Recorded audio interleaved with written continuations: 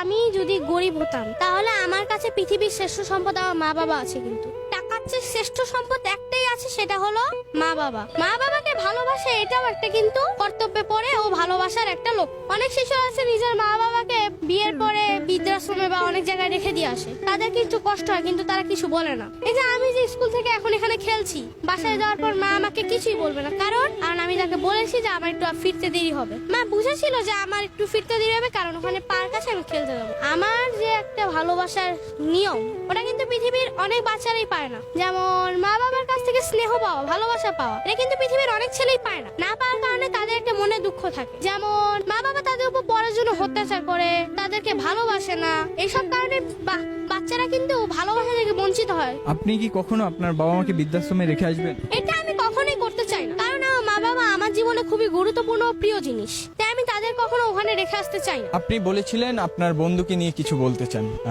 আসলে এই বিষয়ে। আচ্ছা, আমার বন্ধুর নাম ফারহান, ওর সাথে প্রায় আমার 2 বছর যাবত বন্ধুত্ব, 2-3 আরো আগে থেকে আমরা মোবাইলে আগে কথা বলতাম। এই স্কুলে 2 থেকে আমরা ভর্তি হয়েছি একসাথেই। এখন স্কুলে থাকার সময় ও আমার সাথে এরকম কাজ করে, মানে কোনো হাসি পায় দেখলে।